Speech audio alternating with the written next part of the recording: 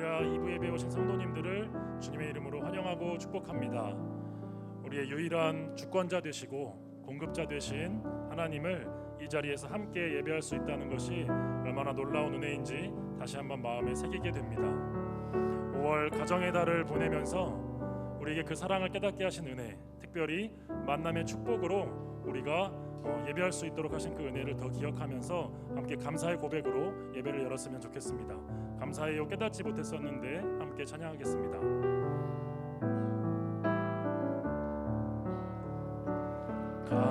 감사해요 깨닫지 못했었는데 내가 얼마나 소중한 존재라는 것. 태초부터 지금까지 하나님의 사랑은 항상 날 향하고 있었다는 걸. 고마워요 그 사랑을 가르쳐준 당신께, 주께서 허락하신 당신께 그리스도의 사랑으로 더욱 섬기며 이제 나도 세상에 전하리라. 한 번 더 감사해요 깨닫지 못했었는데 내가 얼마나 소중한 존재라는 걸. 태초부터 지금까지 하나님의 사랑은 항상 날 향하고 있었다는 것. 고마워요 그 사랑을 가르쳐준 주께서 허락하신 당신께 그리스도의 사랑으로 더욱 섬기며 이제 나도 세상에 전하리. 당신은 사랑받기 위해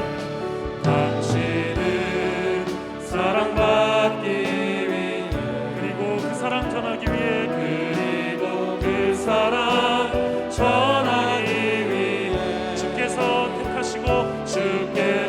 택하시고 이 땅에 심으셨네. 또 하나의 열매를. 한 번 더 처음부터 고백하겠습니다. 감사해요 깨닫지 못했었는데 내가 얼마나 소중한 존재라는 걸. 태초부터 지금까지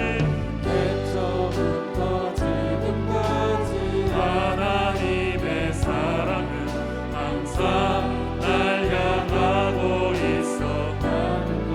고마워요 그 사랑을 가르쳐준 당신. 주께서 허락하신 당신께 그리스도의 사랑으로 더욱 섬기며 우리 함께 손을 뻗어서 축복하시면서 찬양하겠습니다. 당신은 사랑받기 그리고 그 사랑 전하기 위해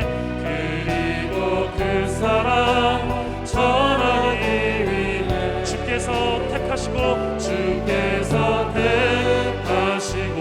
이 땅에 심으셨네. 또 하나의 열매를. 한 번 더. 당신은 사랑받기 위해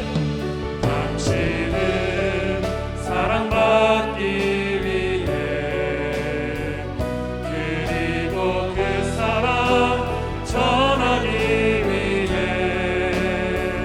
주께서 택하시고 이 땅에 심으셨네. 또 하나의 열매를 바라시며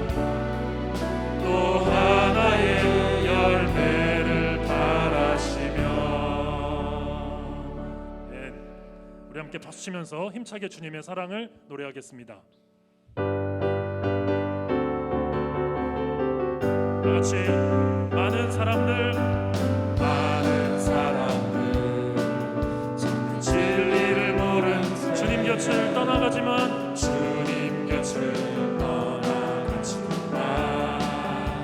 내가 만난 주님은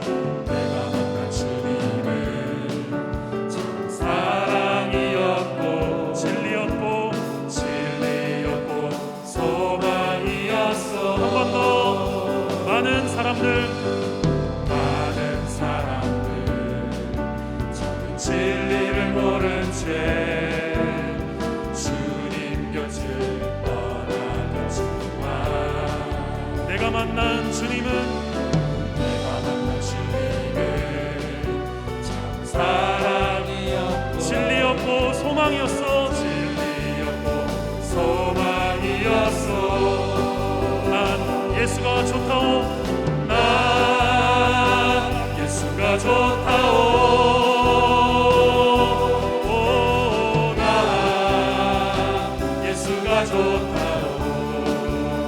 주를 사랑한다던 베드로 고백처럼 난 예수를 사랑한다. 무거운 짐진 자 다 내게로 오라.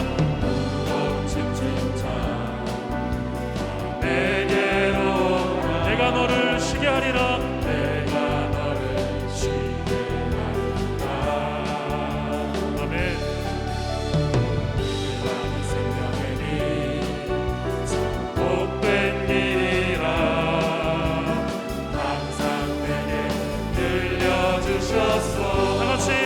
난 예수가 좋다오.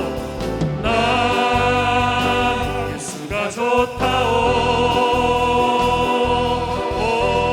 난 예수가 좋다오. 주를 사랑한다던 베드로 고백처럼 난 예수를 사랑한다오. 그대가 만일 참된 행복을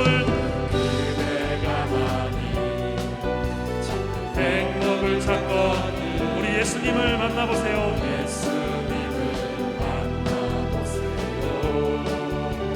그분으로 인하여 평안을 얻으며 나와 같이 고백할 거요. 난 예수가 좋다오. 난 예수가 좋다오.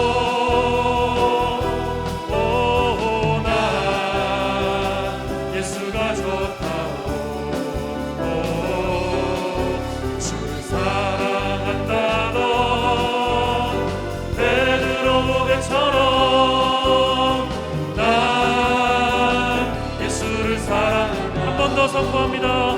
난 예수가 좋다오. 난 예수가 좋다오.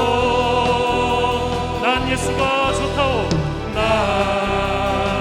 예수가 좋다오. 주를 사랑한다던 베드로 고백처럼 난 예수를 사랑한다오. 주를 사랑한다던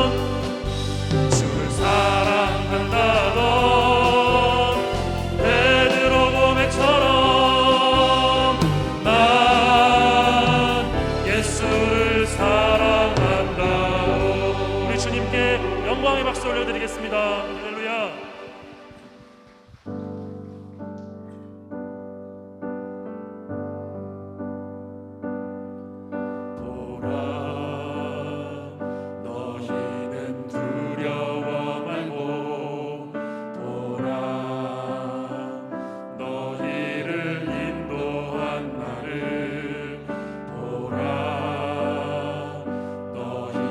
지치지 말고 돌아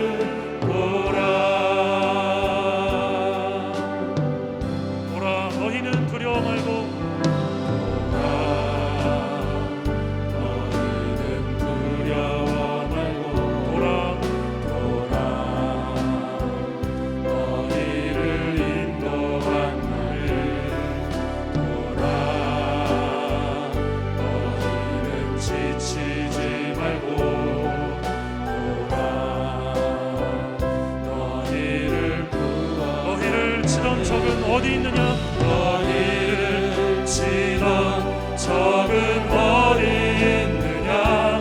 너희를 억누르던 원수는 어디 있느냐?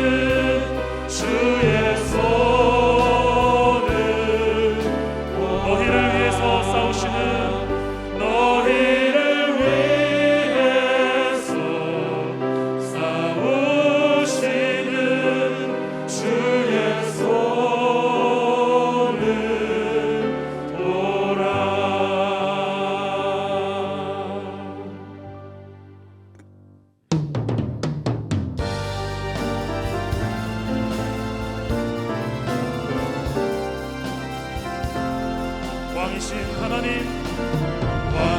하나님 높임을 받으소서. 찬양하리라 영원 높임을 받으신 그 이름 찬양하리라. 그리스도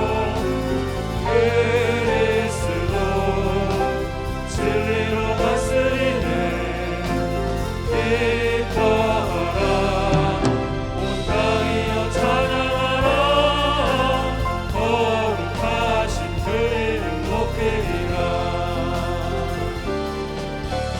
거룩하신 그 이름 높이리라.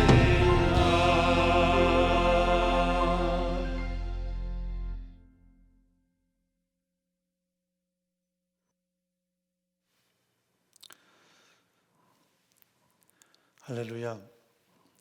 오늘 비가 오는 가운데 하나님 앞에 우리가 주일 예배 올려드립니다. 우리의 전 마음을 다해서 하나님의 임재를 사모하며 주일 예배 하나님께 올려드리겠습니다.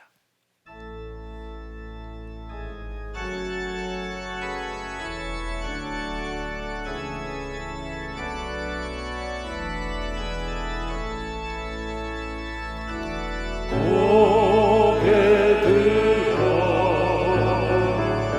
주를 맞이해 엎드려 경배하며 찬양.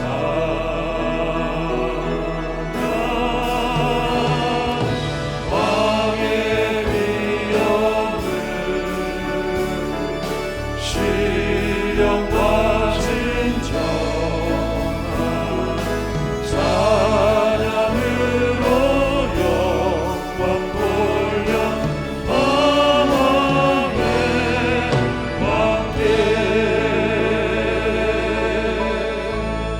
아멘. 하나님은 영이시니 예배하는 자가 성령과 진리로 예배하라고 말씀하셨습니다. 우리의 모든 죄악과 허물을 십자가에 버리고 오늘 용서하시고 다시 한번 하나님의 말씀 앞에 견고히 서는 우리의 전 신앙 되게 도와주옵소서. 이 시간 하나님 임재가 경험되는 시간 되게 도와주옵소서. 침묵 가운데 기도 올리겠습니다.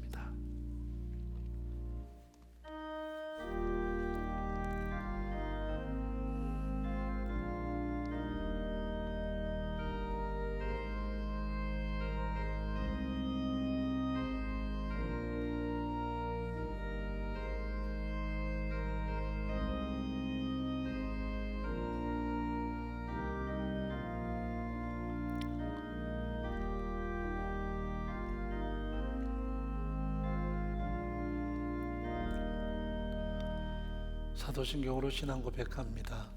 전능하사 천지를 만드신 하나님 아버지를 내가 믿사오며 그 외아들 우리 주 예수 그리스도를 믿사오니 이는 성령으로 잉태하사 동정녀 마리아에게 나시고 본디오 빌라도에게 고난을 받으사 십자가에 못 박혀 죽으시고 장사한 지 사흘 만에 죽은 자 가운데서 다시 살아나시며 하늘에 오르사 전능하신 하나님 우편에 앉아 계시다가 저리로서 산자와 죽은 자를 심판으로 오시리라.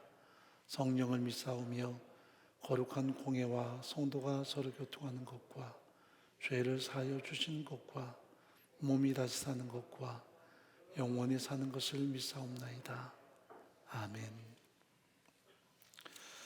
21장 찬양 하나님께 올려드리겠습니다.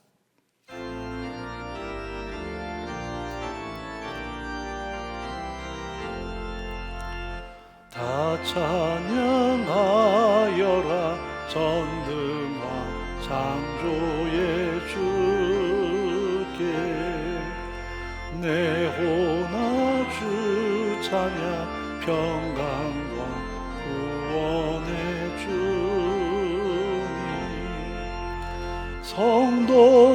성도들아 주 앞에 이제 나와 즐겁게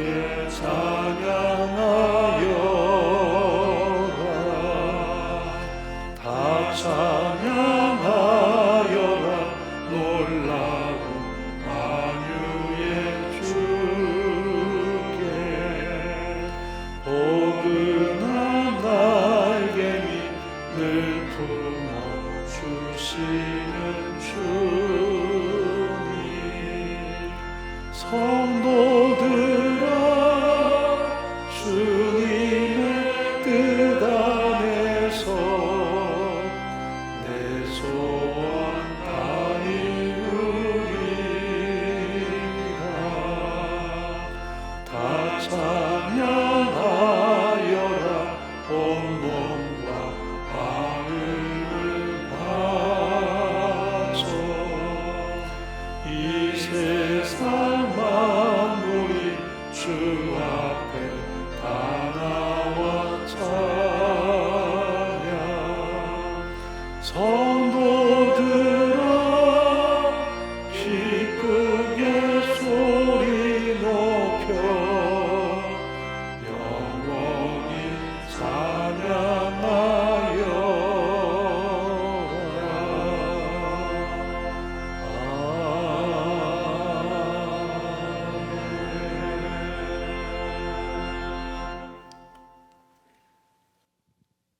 사랑과 은혜가 풍성하신 하나님 아버지, 크신 은혜를 진심으로 감사드립니다. 살아갈수록 하나님의 은혜 없이는 단 한순간도 살 수 없는 존재임을 고백합니다. 하나님이 놀라운 섭리를 신뢰하며 언제나 하나님만이 우리 삶의 주권자요 통치자있음을 깨닫고 상황과 환경을 뛰어넘어 믿음으로 반응하는 우리 삶이 되게 하여 주시옵소서. 하나님 아버지, 이미 죄로 죽었던 우리를 살리시려 독생자 예수 그리스도를 이 땅 가운데 보내시고 십자가에 피 흘려 죽으심으로 우리의 죄를 대속하여 주신 크신 사랑을 늘 기억하며 구원의 감사와 감격으로 살아가야 함에도 불구하고 여전히 헛된 것들을 마음에 품고 유한한 세상의 가치 속에 근심과 염려로 살아온 한 주를 회개합니다. 이 시간 오직 진리의 말씀으로 채워지는 시간이 되게 하여 주시옵소서. 하나님 아버지, 우리 인생에도 봄이 오기를 간절히 원하지만 여전히 우리는 어려운 터널을 지나고 있습니다. 코로나19가 하루속히 종식되며 일상이 회복되고 위기를 기회로 삼아 모든 삶의 주권자가 하나님이심을 깨닫고 하나님의 뜻과 목적 앞에 순종하며 살아가는 우리 민족이 되게 하여 주시옵소서. 고통과 절망 속에 하루하루를 하나님 의지하며 살아내는 동역자들의 기도 소리를 들어주시고 그 기도에 응답하시며 상처가 배리되는 회복과 소생의 삶을 허락하여 주시기를 간절히 원합니다. 특별히 5월 감사의 달을 맞이하여 우리 다음 세대를 믿음으로 성장케 하고 말씀을 가르치고 눈물의 중보를 통해 양육하는 교사들을 축복하여 주시고 매 순간 하나님의 마음을 품으며 맡겨진 사명을 잘 감당할 수 있도록 힘과 용기를 허락하여 주시옵소서. 사랑하는 목사님, 매 순간 하나님의 강한 손으로 붙들어 주시고 맡겨진 모든 사역들을 넉넉히 감당하실 수 있도록 영육의 강건함을 허락하여 주시옵소서. 오늘도 진리의 말씀을 선포하실 때 우리에게 듣는 마음과 보는 눈과 깨닫는 마음을 허락하셔서 심령이 상한 마음들이 회복되고 유일한 소망 되시는 분이 오직 예수 그리스도이심을 선포하는 귀한 시간 되게 하여 주시옵소서. 사모님과 일하신 장로님의 건강을 지켜주시고 두 자녀의 가정 속에도 하나님의 사랑이 충만하게 하여 주시옵소서. 이 시간 우리를 예배자로 불러주시고 하나님의 섭리 안에 가장 선한 길로 인도하시는 하나님께 감사드리며 이 모든 말씀을 사랑이 많으신 예수 그리스도의 이름으로 기도드립니다. 아멘.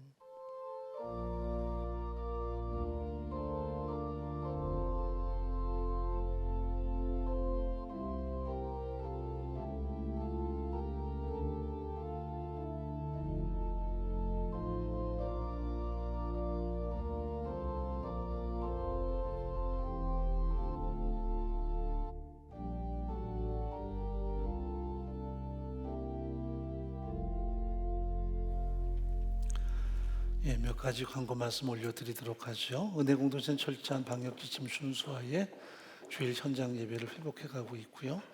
더불어 온라인 예배도 병행해서 드리고 있습니다. 예배 참여 인원은 20%이기 때문에 좀 미약함은 있습니다만은 시간마다 여러분들이 잘 안배해서 참여함에 전 마음을 다해 주시기 바랍니다. 새벽 기도회는 현장 예배만 드려지게 되고요. 수요 예배는 온라인 예배로 진행이 됩니다. 주일 전 예배는 가정 예배로 대체해 주기 바라고요. 순장반은 요사이 현장에서 모임을 갖고 있습니다. 주일반은 주일 오후 4시, 평일반은 이번 주는 화요일 날 10시 30분에 진행이 되고요. 모든 사랑방 모임은 비대면으로 진행이 됩니다. 교육부서는 모든 교육부서가 현장과 온라인이 병행되고 있고요. 또 사랑부는 11시와 현장 온라인이 함께 진행이 됩니다. 오늘 3부 예배 시에는 본교에서 유아 세례식이 거행이 되고요.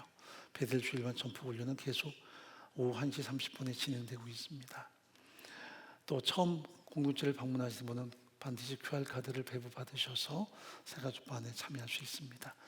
예배 후에 새가족 모임은 매주마다 가지고 있고요. 또 이제 어르신들에 대한 백신 접종이 초읽기에 들어갔습니다. 그래서 지금 아마 예약하신 분도 계실 것 같고요. 또 젊으신 분들은 아직은 시간이 남아 있습니다만은 우리의 주변에 계신 분들이 다 접종할 수 있도록 많이 도와주시기 바라고요. 또 만약 부모님들이 접종이 필요하면 자녀분들이 반드시 예약을 잘 해주셔서 누락 없이 접종이 이루어지도록 해주시기 바랍니다.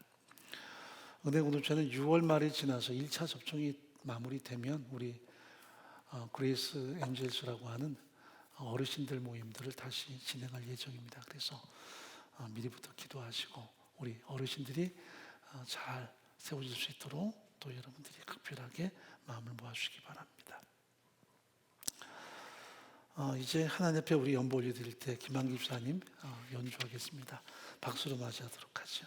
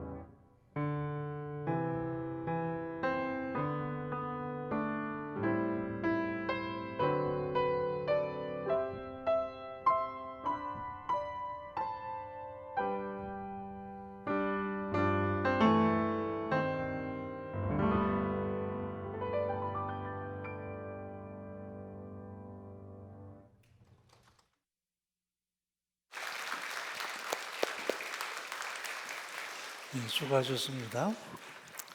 하나님 말씀 미가서에서 보도록 하죠. 6장 6절 말씀부터 9절까지 교독합니다. 내가 무엇을 가지고 여호와 앞에 나아가며 높으신 하나님께 경배할까? 내가 번제물 1년 된 송아지를 가지고 그 앞에 나아갈까?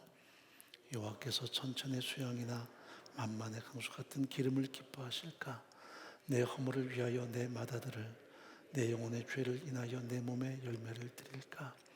사람아, 주께서 선한 것이 무엇임을 네게 보이셨나니 여호와께서 네게 구하시는 것이 오직 공의를 행하며 인자를 사랑하며 겸손히 네 하나님과 함께 가는 것이 아니냐. 여호와께서 성을 향하여 외쳐 부르시나니 완전한 지혜는 주의 이름을 경외함이니라. 너희는 매를 순히 받고 그것을 정하신 자를 순종할지니라. 아멘. 기도하겠습니다.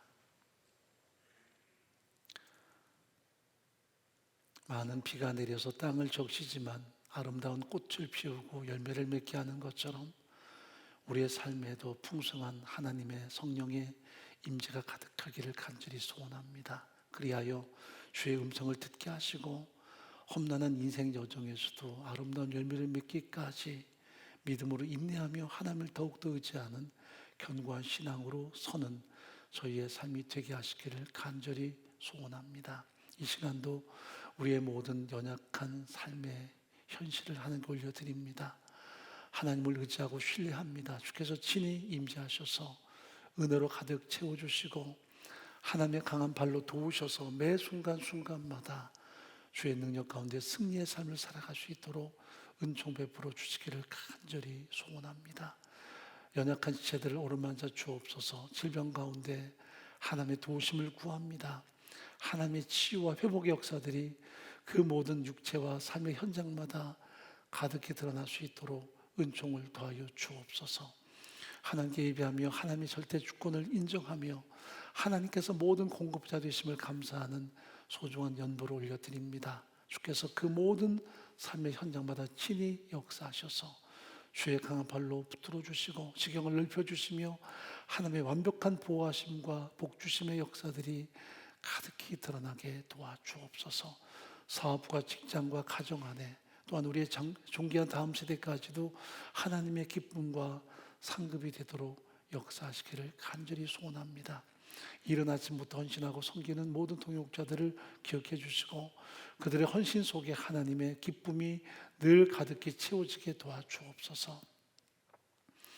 다음 시대 위에 수고하는 모든 교사들을 축복하시고 그 가르침 속에 하나님의 성령의 충만함이 공급되며 그 가르침을 통해 존귀한 다음 세대가 하나님 앞에 믿음으로 더 견고히 세워지는 복된 역사들을 경험하게 도와주옵소서. 이 시간도 해외에 있든지 병상에 있든지 군대에 있든지 동일한 하나님의 은혜를 공급하여 주옵소서. 은혜의 송대도 동일한 성령의 임재가 가득한 이 시간 되게 하여 주옵소서. 우리 모두에게 듣는 마음을 더하여 주옵소서. 예수의 이름으로 간절히 기도합나이다. 아멘. 오늘 미가서는 유대 민족이 가장 첨예했던 역사의 중심에서 우리에게 주는 하나님의 경고를 담고 있습니다. 어쩌면 이 시대처럼 국가적으로 또 세계적으로 참 많은 혼돈함이 있었던 시대가 바로 미가 예언자의 활동 시기라고 말할 수 있습니다.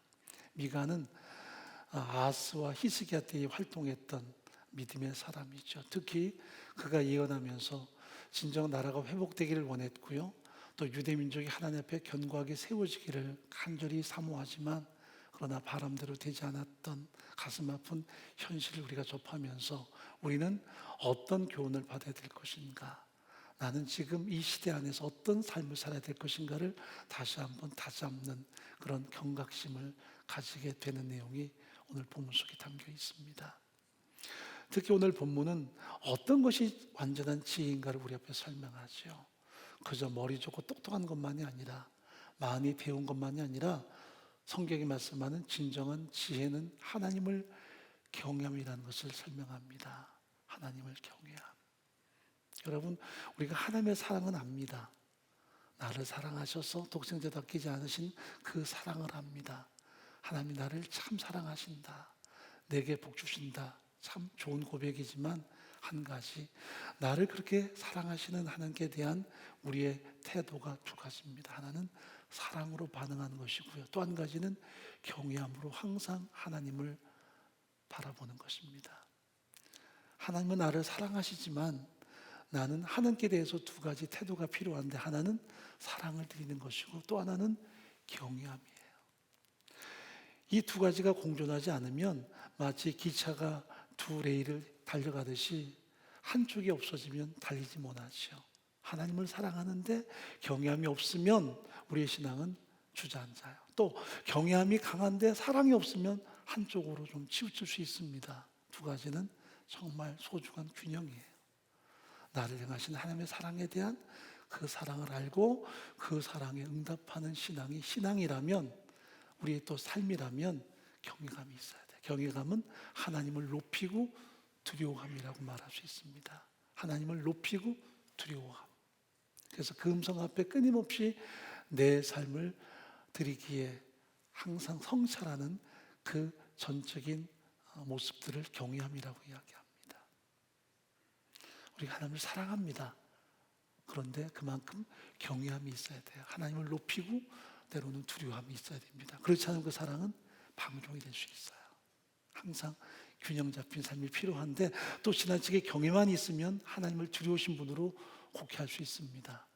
하나님을 항상 높이고 그분을 두려워하지만 하나님이 사랑이시기에 매 순간마다 내가 그 앞에 바른 응답의 삶을 살면 하나님은 무한한 사랑으로 나를 어루만져 주시고 항상 보호하시죠. 이것이 완전한 지혜라고 성경은 우리에게 말씀합니다. 완전한 지혜는 주의 이름을 경외함이니라 하고 9절이 우리에게 말씀을 하죠. 자, 서두에 말씀드린 대로 미가는 반짝하는 이스라엘 민족의 번영 시기에 하나님의 예언의 말씀을 줍니다. 여러분들이 만약 지금처럼 하나님을 사랑하고 경외하면 아무리 외세가 침략해 들어와도 안전할 것이고 어떤 환란이 몰아쳐와도 하나님이 철저하게 보호하실 것이라는 그런 교훈의 말씀을 전하지만, 그러나 유다는 그렇게 계속 살지를 못해요. 우리가 알듯이 히스기야 시대에 한번 영적인 회복과 경제적인 융성함을 꿈꾸지만 그러나 얼마 가지 못해서 그들은 추락하기 시작했습니다. 우리가 히스기야를 너무나 잘 알지요.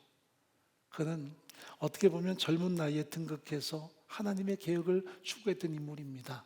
모든 우상을 다 무너뜨려 버리고, 그리고 심지어는 지금까지 이스라엘 민족이 입으로라도 불렀던 우상들을 다 완전히 박멸해 버리고요, 하나님께 돌아오기를 요청했습니다. 그리고 난 다음에 저 이미 사라져버린 북방 에브라임까지도 부발군들을 보내서 그들을 규합해서 우리가 하나님께 돌아가지 않은 회복 운동을 펼쳤던 인물이 히스기야였습니다. 그렇게 그가 하나님을 추구할 때 아시리아가 쳐들어왔죠. 수십만 대군을 몰고 예루살렘을 완전히 포위하는데, 그런 가운데 그는 온전히 하나님만을 의지하고 바라봅니다. 하나님, 이 전쟁에서 우리가 감당할 수가 없습니다. 우리는 하나님만을 바라봅니다. 하나님의 도우심을 갈망합니다. 이것이 그가 오로지 행할 수 있는 유일한 현실의 돌파구였습니다. 하나님을 신뢰하고 하나님을 경외함이었어요.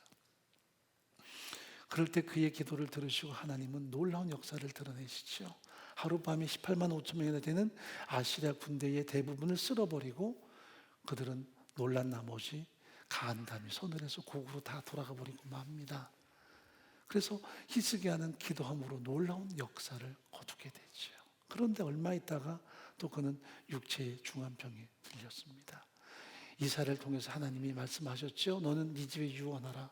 네가 죽고 살지 못할 것이다. 그런데도 그는 하나님께 대해서 눈물을 흘리고 기도합니다. 하나님, 제가 하나님께 대해서 선하게 행하는 것을 추억해 주십시오 하고 그가 통곡할 때에 하나님이 그의 기도를 들으셨어요. 내가 너의 기도를 들었다.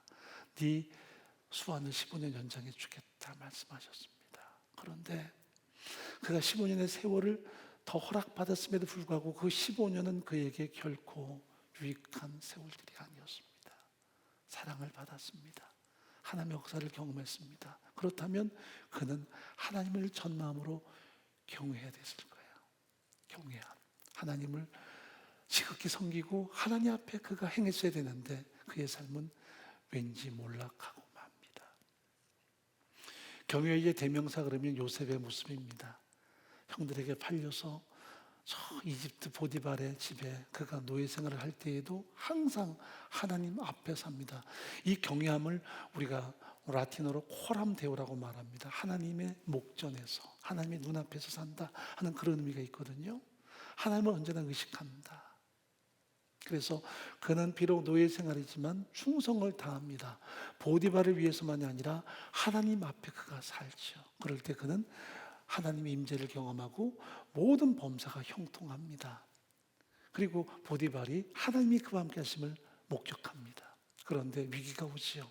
그의 아내가 요셉을 끊임없이 유혹합니다. 그때 그가 선언한 말은 내가 어찌 이 큰 악을 행하여 여호와 앞에 득죄하리까 하는 선언이었습니다. 보디발의 아내는 아무도 보는 이 없다. 아무도 우리를 몰라. 그런데 그는 하나님 앞에 살았습니다. 내가 여호와 앞에 사는데 어떻게 내가 범죄하겠습니까? 이것이 그의 신앙의 핵심적인 요소였습니다. 하나님의 사랑도 신뢰하지만 하나님을 경외했어요. 그런데 히스기야는 그 놀라운 사랑을 경험했음에도 불구하고 경외함이 사라집니다. 하나님이 나를 사랑하셔. 내 기도 들으셔. 아시리아도 하나님이 다 저렇게 쓸어버렸어. 나를 병에서 건지셨어. 이것이 그의 오만함이었던가요? 그는 하나님의 말씀을 도외시한 채 자기를 은근히 과시하기 시작합니다. 그때 태어난 아들이 므낫세예요. 이 므낫세는 아비의 좋은 면을 보고 자라지 못합니다. 그의 오만함, 하나님을 경외함보다는 온통 자기 중심적인 그 사랑을 왜곡하는 그의 모습을 보고 자라납니다. 결국 히스기야에서 떠난 다음에 므낫세는 12세의 왕이 올라서 55년을 재위하는데 그 시간은 대부분 우상 숭배와 방종이었습니다. 극할 데 없는 타락이 유대 전역에 나타나기 시작했습니다. 가장 오래 왕위에 있었는데 가장 많이 타락했던 타락상을 드러낸 것이 바로 므낫세였습니다. 결국 므낫세가 죽고 난 다음에 그의 아들 아몬이 왕위에 올라요. 21살에 왕위에 올랐다가 단 2년을 통치하는데 결국 혁명에 의해서 그는 죽임을 당하고요. 그리고 그 아몬의 아들 요시아가 8살의 나이에 왕위에 올랐던 사건을 우리가 요새 예레미야서를 통해서 읽고 있어요. 그 예레미야도 나이 8살밖에 안 됐, 요시아는 8살밖에 안 됐지만 요시아가 왕위에 올라서 철저하게 모든 우상을 무너뜨리고 하나님께 백성을 돌이키는 개혁을 선포하지만 백성들의 마음은 이미 돌아갈 마음이 없어요. 너무나 멀리 떠나 있었기 때문에 영적인 개혁, 신앙적인 개혁은 그들에게 너무나 먼 다른 나라의 이야기였습니다. 지금 이대로가 좋은 거예요. 그래서 이 요시아의 모든 개혁은 수포로 돌아가게 되고요. 그는 39살의 젊은 나이에 무기토 전투에서 결국 젊은 생을 마감하게 됩니다. 그리고는 이제 유다는 끝간데 없는 추락과 그리고 죄악의 역사로 전락해버리고 말아요. 신명기 6장이 우리에게 주는 경고가 있습니다. 장차 가나안 땅에 들어가면 그들이 어떤 삶을 살 것인가를 하나님은 모세를 통해서 이스라엘 다음 세대에게 선포하셨고요. 이 말씀은 두고두고 이스라엘 민족에게 가장 소중한 삶의 핵심 요소가 됐죠. 그런데도 그들은 그 말씀을 따라 살지를 않아요. 자, 6장 4절 한번 읽어보겠습니다. 이스라엘에 들으라. 우리 하나님 여호와는 오직 하나라고 했지만 번역을 유일하신 여호와시니라고 하는 게 옳습니다. 우리 하나님 여호와는 오직 유일하신 여호와시니 너는 마음을 다하고 성품을 다하고 힘을 다하여 내 하나님 여호와를 사랑하라. 오늘날 내가 네게 명하는 이 말씀을 너는 마음에 새기고 네 자녀에게 부지런히 가르치며 집에 앉았을 때든지 길에 행할 때든지 누웠을 때든지 일어날 때든지 이 말씀을 강론할 것이며 너는 또 그것을 네 손목에 매어 기호를 삼고 네 미간에 붙여 표를 삼고 또 내 집 물소주와 바깥문에 기록할지니라. 유일하신 하나님을 섬기는 전적인 신앙생활을 삶으로 드릴 것을 우리에게 명령하는 내용이에요. 이것은 단순하게 집에 앉았을 때이든 걸어갈 때이든 가르치라 그런 개념도 있지만 부모 세대에게 모든 삶의 현장마다 하나님을 사랑함을 또 하나님을 경외함을 삶으로 드릴 것을 명령하는 내용이에요. 이것은 단순히 문자적인 해석만이 아니라 전적인 삶의 태도를 우리에게 요구하는 것입니다. 우리를 구원하신 하나님, 우리에게 이 가나안 땅을 허락하신 하나님 앞에 우리가 어떤 사랑으로 반응하며 어떻게 매일마다 그 하나님을 높이고 살 것인가를 하나님의 사람 모세는 다음 세대에게 이렇게 교훈한 거죠. 그러나 우리가 알다시피 가나안 땅을 정복한 다음에 이스라엘 민족은 이 말씀을 다 망각해버리고 말아요. 말씀을 두의시한 채 그 땅이 주는 아름다움과 그 땅의 모든 소산의 마음을 뺏기고 그리고 더 그것을 누리기 위해서 우상 앞에 무릎 꿇는 그런 만행을 서슴지 않고 자행을 합니다. 그래서 끊임없이 또 몰락하죠. 그럴 때 하나님이 그들을 더 이상 보호할 수 없어서 이방인들이 쳐들어오면 그때 비로소 하나님 앞에 무릎 꿇고 도와주세요 하면 하나님은 참 속도 없으세요. 사랑이 그래요. 다시 당신의 강한 손으로 그들을 돌아보시고 그들을 구원하시죠. 그들이 안전하면 또다시 범죄하고 또 우상을 섬깁니다. 또다시 이방이 쳐들어오면 또 하나님 도와주세요. 이런 일들이 반복되는 현장이 바로 사사기 전체에 드러납니다. 그런데 항상 소중한 것은 하나님의 회복과 구원이 한 단계 더 높다는 사실입니다. 범죄보다 하나님의 은혜와 긍휼과 회복이 더 한 단계 높아서 그들을 반드시 구원하시고야만은 하나님의 역사가 실현되고 있는 것을 보게 돼요. 우리가 미가서를 통해서 받는 교훈이 뭔 줄 아세요?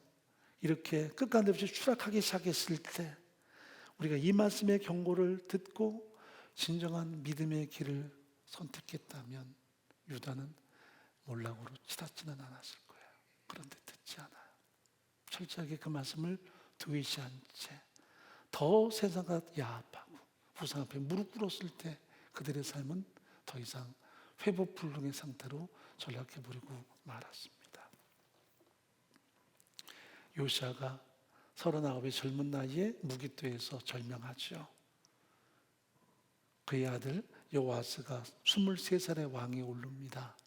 그리고 자기가 이집트와 전쟁을 벌이지만 결국은 속국이 돼버리고 석 달 만에 그는 이집트로 끌려가 버리고 말아요. 그리고 난 다음에 여호야김, 요시아의 또 다른 아들이죠.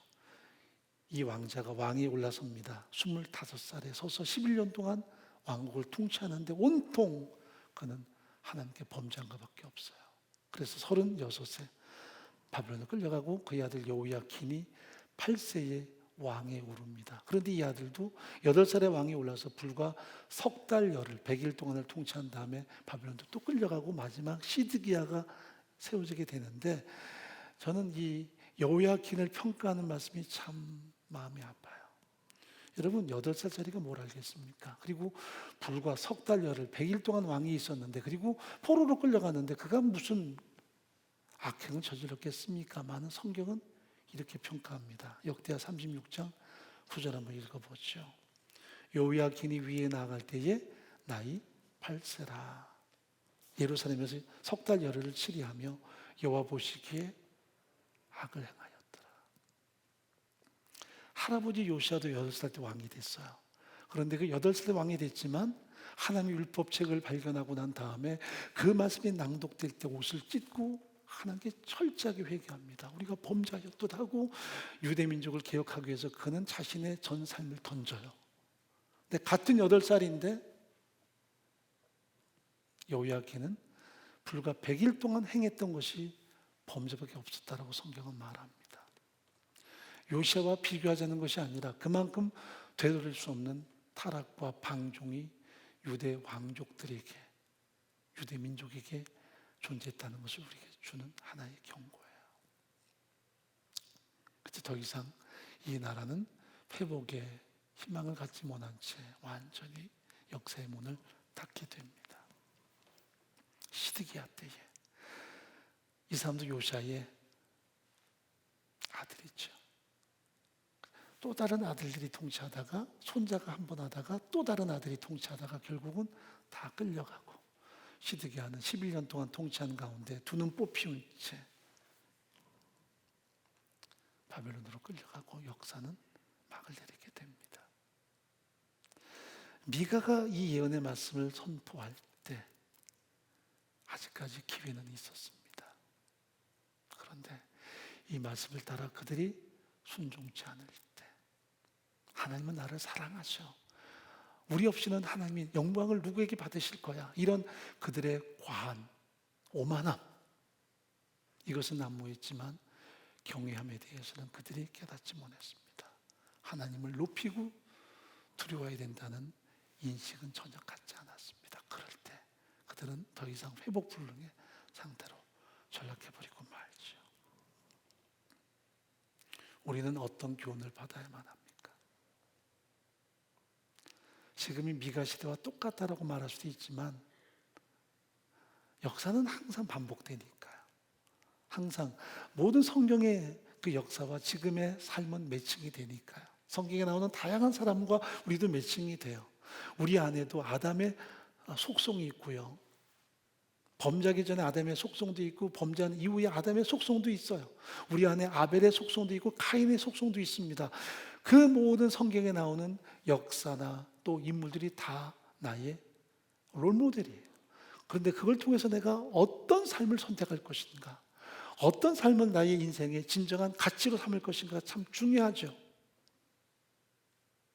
성경 읽으면서 경고를 받고 내가 이런 삶을 철저하게 거부합니다, 내가 하나님이 기뻐하는 이 삶을 추구하겠습니다, 이것이 복된 거죠. 우리가 그것을 성경에서 배우는 거예요. 성경은 하나님의 절대적인 구원과 하나님의 은혜를 우리 앞에 설명하지만 끊임없는 선택의 현실에 있다는 것을 알려주죠. 아브라함처럼 하나님만 선택하느냐, 롯처럼 눈에 보기에 좋은 저 소돔 고모라 선택하느냐, 끊임없이 우리에게 질문하죠. 그래서 내가 전인격으로 하나님을 사랑하고 경외함으로 어떤 삶을 살 것인가를 오늘 결정하는 거거든요. 그게 우리의 미래를 만들어요. 지금도 마찬가지예요. 왜 예배하며 말씀을 듣습니까? 이것은 어떤 종교 의례가 아니라 들려오는 말씀을 통해 내가 하나님의 은혜와 사랑을 받았지, 지금도 그 사랑을 풍성히 누리고 있지, 그렇다면 나는 경외함을 통해서 어떻게 내 신앙을 결정할 것인가 하고 결정하는 거예요.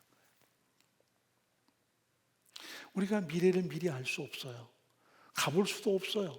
그러나 하나님을 사랑하고 경외하기에 이 말씀을 따라 어떤 삶을 선택하는가에 따라서 전혀 다른 우리의 미래가 등장하게 돼요. 미가도 그 시대에 하나님의 경고를 전해요. 진정한 지혜는 하나님을 경외합니다. 어떤 국가의 부요, 그리고 개인의 어떤 풍성한 복을 받는 것, 그것이 다가 아니라 하나님을 전적으로 경외함이라는 것을 그는 선포하지만, 그러나 그들은 그 길을 선택하지 않아요.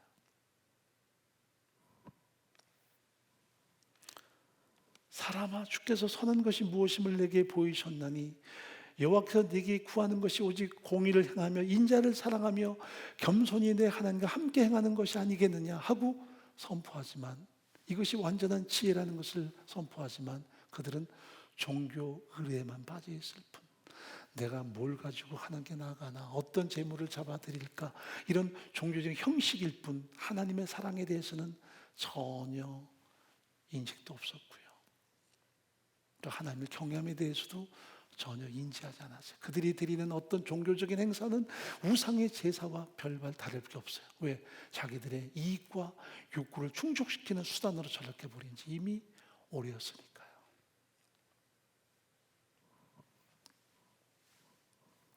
나는 어떤 교훈을 받을까요?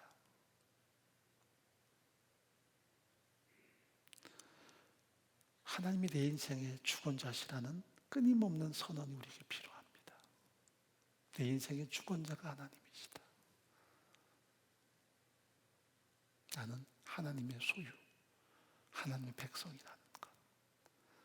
내 생명이 하나님의 것이고 내 모든 인생의 전부가 하나님의 주권하에 있다는 것을 인정해야 돼요. 우상 앞에 내 마음을 뺏기지 말아야 돼요.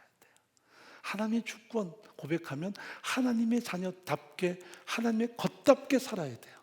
그래서 모든 영역에서 그 주권을 우리가 인정하는 삶이 필요해요. 말라기는 이걸 가리켜서 11조와 매칭을 시킵니다. 주권을 인정하지 않으면 우리는 하나님의 것을 도적질하는, 이건 물질만이 아니라 우리의 삶 자체가 도적질하는 삶이 돼요. 내 것으로 착각하고 사니까요. 아니요, 우리는 하나님의 것이에요. 하나님이 값으로 사셨어요. 그리스도 예수의 생명을 대가지불하시고 나를 죄로부터 건져내셨어요. 구원 얻었다는 말은 대가지불하셨다는 얘기고요, 내가 하나님의 것이 됐다는 선언이에요. 그 속에는 하나님의 자녀답게 살겠다는 우리의 전적인 선언이 항상 존재해야 돼요.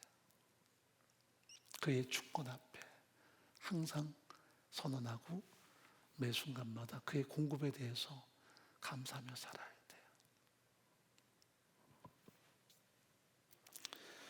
또 하나님의 약속은 반드시 실현됨을 확신할 수 있어야 되겠죠. 오늘 내가 하나님의 사랑이시다라고 확신하고, 비록 현실이 어려워도 그 약속을 향해서 순종의 태도, 경외함에 대해서 끊임없이 응답할 때, 그 결단할 때 쉽지 않아요. 그렇지만 그 결과를 반드시 하나님이 책임지신다는 것. 그 결과를 우리가 믿지 않기 때문에 순종 못하는 거예요. 자꾸 계산하고요, 자꾸 뭔가 타협하는 거예요. 하나님의 절대주권을 믿고 언약이 실현된다는 것을 확신하면 우리는 전혀 두려움 없이 그 말씀을 향해 나를 위탁할 수 있어요. 자, 이사야 55장 10절 한번 읽어보겠습니다. 비와 눈이 하늘에서 내려서는 다시 그리로 가지 않고 토지를 적시어 삭을 나게 하며 열매가 맺게 하여 파종하는 자에게 종자를 주며 먹는 자에게 양식을 줌과 같이 내 입에서 나가는 말도 헛되이 내게로 돌아오지 아니하고 나의 뜻을 이루며 나의 명하는 보낸 일에 형통하리라. 무슨 뜻일까요? 비가 내려요. 비가 내려서 땅을 적시는데 그게 다시 쭉 하늘로 올라갑니까? 아니요. 땅에 다 스며들어서 없어지는 것은 보이지만 결국은 그 비가 땅을 적시고 생명을 움돋게 하고 꽃을 피우고 열매를 맺게 해서 그 열매를 풍성하게 누리게 해요. 그런 것처럼 하나님의 모든 말씀도 우리에게 선포되면 다시 하나님께 돌아가는 게 아니라 우리가 아멘 할 때, 순종할 때 우리에게 촉촉히 그 말씀이 스며들어요. 우리가 순종할 때. 그리고 반드시 그 말씀이 내게 실현돼 버리고 말아요. 그게 하나님의 약속이에요. 또 우리는 반사예요. 지금도 말씀이 우리 안에 선포되면 아멘 그렇습니다 해야 되는데 반사예요. 자기가 좋은 것은 받아들이지만 뭔가 마음에 꺼리끼는 것은 자꾸 거부해요. 하나님이 절대 주권, 그 다음에 무슨 말이 나올까? 11조 나오겠지. 계산이 빠삭해요. 계산적이니까 우리는 항상 경외함이 없어요. 하나님을 두려워함이 없어요. 사랑만 난무하지 하나님 앞에 살아가는 우리의 전적인 삶은 결여되어 있어요. 그렇기에 우리는 그 언약이 실현되지가 않아요. 약속을 믿고 한번 순종해 보세요. 하나님의 약속은 실현된다고 당신이 선포하셨으니까. 그래서 우리가 하나님의 은혜를 늘 기대해야 돼요. 내 생보다 크신 하나님, 내 모든 계획보다 크신 하나님, 그분이 반드시 내게 베푸시는 은혜가 있다는 것을 기대하고, 그리고 상급도 있음을 확신해야 돼요. 상급도 있어요. 하나님의 보상도 있어요. 보상 때문에 하는 건 아니에요. 그러나 사랑 때문에, 은혜 때문에 우리가 하나님께 전적으로 순종하지만 거기에는 은혜를 더한 상급도 있어요.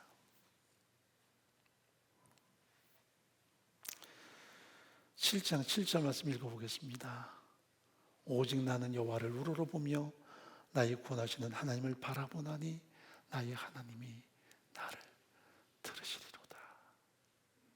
미가가 아무리 외쳐도 그들이 듣질 않네요. 미가 혼자 선언합니다. 나는 하나님을 우러러보겠습니다. 나는 구원하시는 하나님을 바라보겠습니다. 다른 사람은 어떠든지 나는 이것을 포기하지 않겠다는 것이 믿음의 사람의 선언이에요. 다 함께 공유 못해요. 오늘도 이 말씀 듣지만 다 이 말씀을 공유하면 너무나 좋겠지요. 그런데 일부는 이 말씀을 수용을 못할 수도 있어요. 우리가 수용하고 아멘하고 그 말씀 따라 하나님을 사랑으로 고백하고 경외하며 살면 이것이 우리에게 실현될 텐데 많은 경우는 우리가 외면할 때가 많아요. 환경 탓하고 조건 탓하고 현실에 자꾸 우리 마음이 왜곡될 때가 많아요. 여러분, 우리가 예배하죠. 예배는 종교의식이 아니에요. 앞으로 3일 후면 불교에서도 성대한 어떤 자기들만의 의식을 갖겠지만 그들은 자기들의 종교의식을 갖는 거고 우리는 예배 드려요. 예배는 월십이라고 이야기합니다. 웹스터 사전에 보면 월스십이에요. 어떤 가치를 부여함입니다. 그러므로 크리스천들이 예배한다 그럴 때는 종교 의례가 아니에요. 세상은 종교 모임 이렇게 표현하지만 그들은 세상의 가치관으로 이야기하는 거고요. 우리는 적어도 예배한다 그러면 하나님께 대한 우리의 가치 부여에 있어요. 하나님이 어떤 분이시지? 하나님이 얼마나 높으신 분인가를 우리의 전적인 삶으로 선언하는 것이 예배예요. 그러니까 종교 의례가 아니에요. 여기 와서 1시간 동안 앉아 있다가 목사 설교 듣다가 언제 끝나나 그게 예배가 아니에요. 예배는 모든 시간마다 하나님의 그 가치를 적어도 내가 그분을 어떻게 가치 부여하는가를 선포하는 현장이에요. 그게 예배예요. 그래서 하나님을 높이고 받들어 드리는 전인격적인 행동이 예배라고 이야기한다면 이것은 어떤 우리의 외면이 아니라 내면의 가치관의 존재예요. 내면의 예배가 진정한 예배인가? 그것이 결정이 돼요. 그래서 성령과 진리로 드린다 할 때 이것은 어떤 외면적인 모습이 아니에요. 어떻게 우리가 성령의 감동으로 진리에 의해서 예배를 드리는가? 그 핵심은 하나님의 어떤 분인가를 우리가 그분에 대한 가치를 항상 부여해 드리는 거예요. 예배 때마다 하나님은 정말 높으신 분, 나의 주권자, 온 우주 만물의 주권자, 그 하나님이 나의 아버지가 되시고 나 같은 것을 구속하시기에 내가 하나님 앞에 내 전부로 하나님을 높입니다. 이게 예배거든요. 끊임없이. 예배는 종교 의례가 아니에요. 수십 년 예배했다. 그거 전혀 의미 없는 게 오늘 우리의 예배로 하나님의 가치를 다시 형성하는 거예요. 어제 100만 금이 붙었어도 오늘 빵이 붙으면 빵이에요. 그러니까 오늘 어떤 가치를 하나님께 우리의 전인격으로 부여하는가. 그게 내가 드리는 예배인 거예요. 그러니까 과거에 우리 예배 잘 드렸고 기쁨이 있었고 그때 참 뜨거웠어. 아무 의미 없어요. 지금 하나님이 내게 어떤 분이신가를 같이 부여하셔야 돼요. 그게 우리 예배인 거예요. 어떻게 보면 우리가 포스트 코로나 시대, 그러니까 코로나 이후 시대에 가장 큰 위기가 올 거예요. 그게 뭘까요? 뭐 경제 또 모든 사회적인 어려움도 있겠지만 가장 큰 위기는 우리 자신의 예배에 있을 거라 생각이 돼요. 지난 1년 동안 우리가 피치 못해서 때로는 예배가 온라인으로 전환되기도 하고 주일학교 같은 경우도 한동안 드리지 못하는 아픔도 있었지만 이 과정이 지난 다음에 과연 우리 다음 세대가 이 잃어버린 1년 동안을 어떻게 기억할까? 그리고 부모의 모습을 통해서 그리고 할머니, 할아버지의 모습을 통해서 무엇을 기억할까? 이게 고스란히 그들의 미래를 결정하는 핵심 요소가 될 테니까요. 저는 마음에 그런 확신이 있어요. 우리 젊은 그 동역자들도 이 시간 온라인으로 비록 예배하더라도 전 마음으로 함께 예배하고 전 마음으로 하나님을 경외하며 진정한 예배, 하나님께 대해서 우리의 전적인 가치 부여를 한다고 생각해요. 그러나 또 모르죠. 시간이 가면서 이것이 점점 희석되어서 이제는 예배당에 못 오니까 가정에서 드렸던 그 예배가 이제 조금 더 좋은 들로 산으로 가서 예배 드리는데 그것이 점점 더 위에 서고 예배는 형식이 돼버리거나 아예 예배가 사라진다면 우리 다음 세대는 모든 걸 잃어버리게 돼요. 이건 가장 무서운 거예요. 코로나보다 더 무서운 거예요.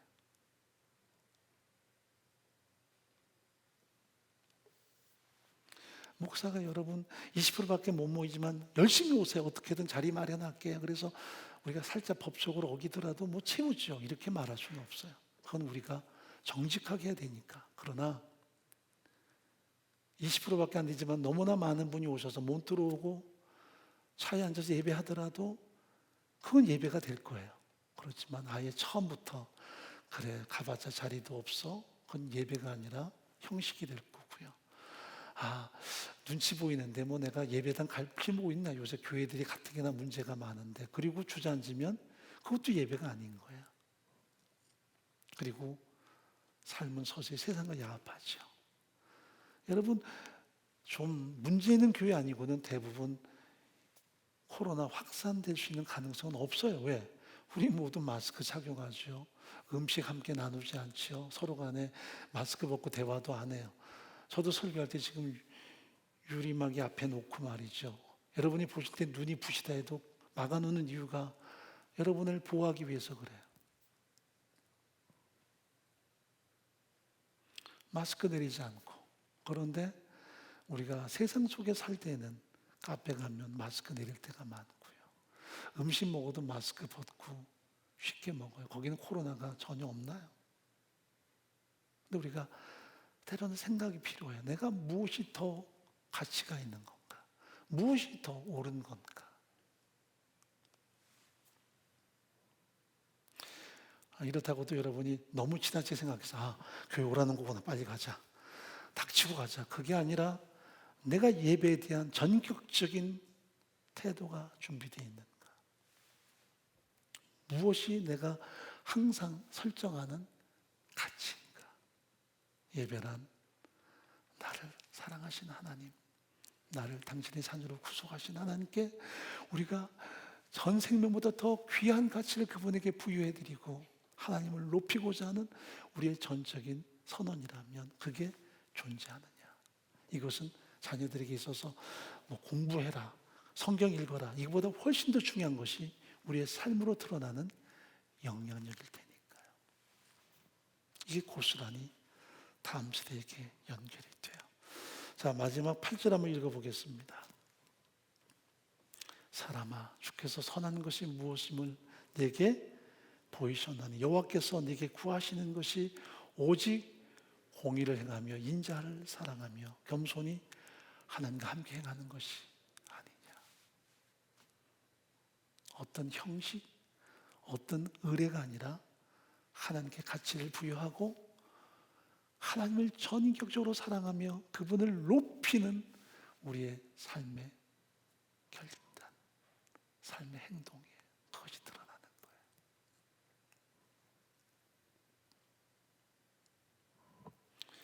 이것만이 미래를 이끌어가는 능력일 거예요. 교회가 이것을 위해서도 기도해야 되고요.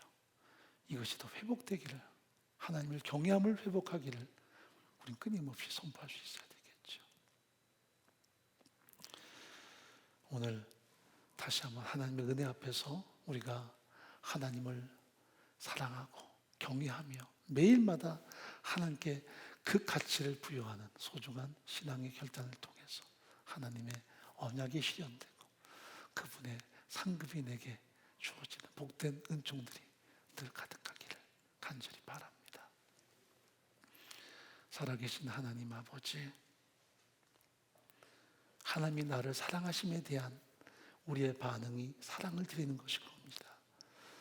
생명 이상의 것을 내어주셔서 나를 사랑하시는 그 사랑 앞에 우리가 사랑으로 응답하며 하나님을 경외할 수 있는, 하나님을 의식하고 때로 두려워하며 그분을 높이기 위해서 우리가 끊임없이 어떤 가치로 하나님께 나가야 될까를 설정하는 전 믿음을 소유할 수 있도록 은총을 베풀어 주옵소서. 그래서 하나님의 언약이 실현되며 하나님께서 약속하신 그 모든 상급들이 선포되는 우리의 전적인 신앙 되도록 은혜를 더하여 주옵소서.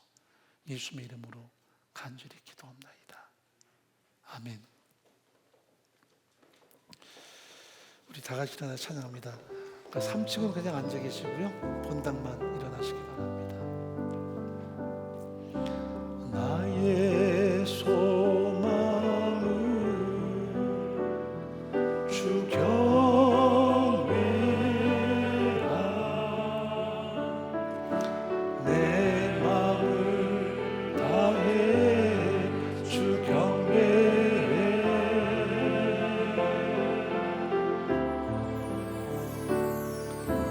내 안에 모든 것 주 찬양해.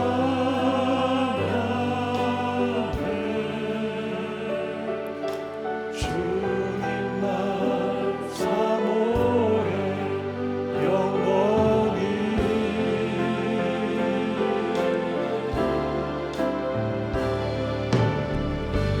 나의 마음을 주께, 내 영을 주님께,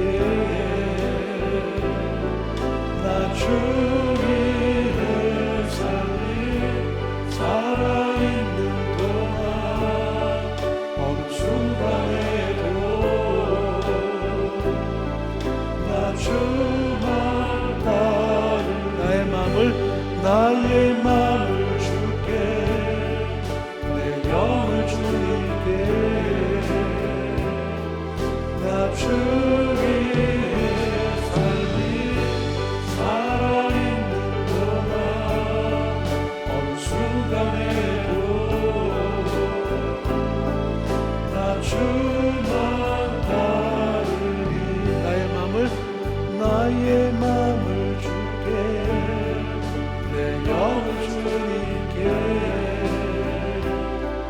나 주 위에 살리 살아있는 동안 어느 순간에도 나 주만 따르리.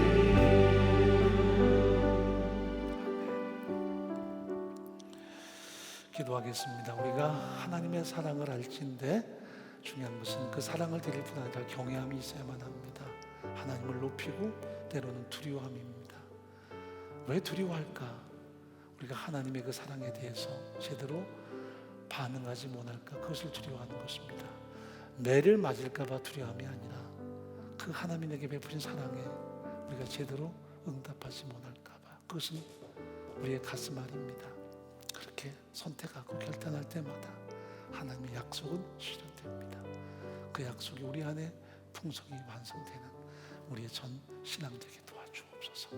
우리 잠깐 동안 기도하겠습니다.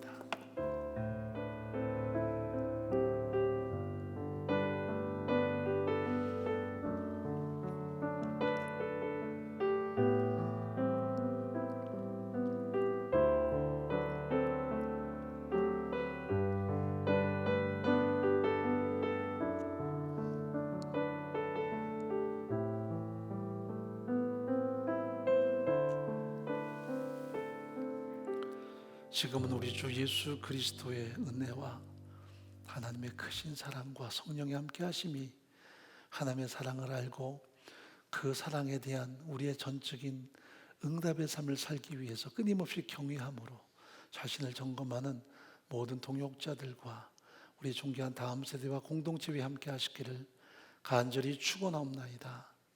아멘.